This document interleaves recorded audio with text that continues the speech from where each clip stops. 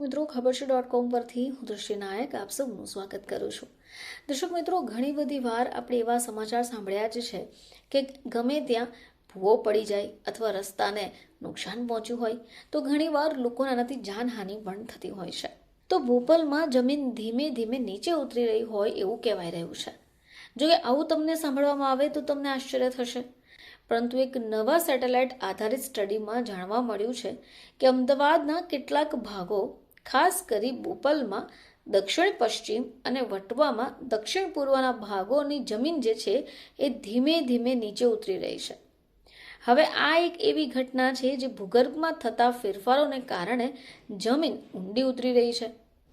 હવે એક સ્ટડીમાં 2020 અને 2023 વચ્ચેનો જે સમય છે એની પર ધ્યાન કેન્દ્રિત થઈ રહ્યું છે.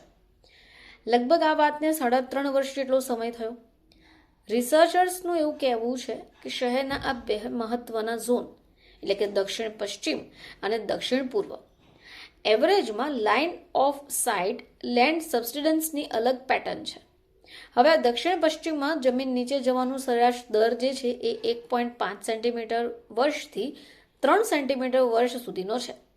જ્યારે દક્ષિણ પૂર્વની વાત કરીએ તો તે દર 2.0 સેમીથી 3.5 સેમી વર્ષ પર સુધીનો છે. હવે ચિંતાજનક રીતે અભ્યાસમાં આ સમયગાળા દરમિયાન બોપલ અને વટવામાં મહત્તમ 35 મીમી વર્ષ સુધીનો ઘટાડો નોંધાયો છે. હવે mapping land subsidence in Ahmedabad city India નામથી એક સ્ટડીમાં ખુલાસો થયો કે આ સ્ટડી ટાટા કન્સલ્ટન્સી સર્વિસની રિસર્ચ અને ઇનોવેશન ટીમના રિસર્ચર્સ દ્વારા Dhirubhai Ambani institute of information and communication technology ગાંધીનગરના સહયોગથી હાથ ધરાયો. હવે સેટેલાઇટ રડાર ટેકનોલોજીનો ઉપયોગ કરી આ ટીમે જમીનની ગતિવિધિઓનું નિરીક્ષણ કર્યું અને સૌથી વધુ અસરગ્રસ્ત વિસ્તારોને ઓળખ્યા. હવે આનું મુખ્ય કારણ પણ જણાયું કે ભૂગર્ભ જળમાં સ્તરમાં થતો ઘટાડો સામે આવ્યો. ઇન્ટરફેરોમેટ્રિક સિન્થેટિક ઓપ્ચર રડાર ડેટાને સેન્ટ્રલ ગ્રાઉન્ડ વોટર બોર્ડના રેકોર્ડ સાથે સંકળીને રિસર્ચર્સને આ કારણ પર પહોંચ્યા. જો બોપલની વાત કરીએ તો 2005માં મધ્યમાં પાણીનું લગભગ લેવલ 11 મીટર હતું, જે 2019 સુધીમાં ઘટીને 2 મીટરથી ઓછું થઈ ગયું.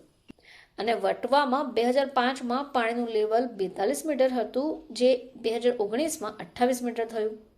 હવે સ્ટડી પ્રમાણે જ્યારે ભૂગર્ભ જળ વધુ પડતું ખેંચાય ત્યારે પોર ફ્લુઇડ પ્રેશરમાં ઘટાડો થાય અને જમીનના સ્ટ્રક્ચર પર તાણ આવે અને જમીનનું સંકોચન શરૂ થાય.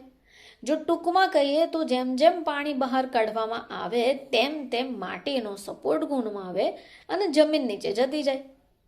ESA દ્વારા સંચાલિત રડાર ઇમેજિંગ સેટેલાઇટ મિશન સેન્ટિનલ-1 ડેટાનો ઉપયોગ કરાયો અને આ રિસર્ચમાં TCS રિસર્ચ અને ઇનોવેશન ટીમના અનુક્રમે ઇન્દોરના અંકુર પંડિત, પુણેના સૂર્યકાંત સાવંત, થાણે વેસ્ટના અજયંતરાવ મોહિત, હૈદરાબાદના શ્રીનિવાસુ પાપલુલાનો સમાવેશ થાય છે.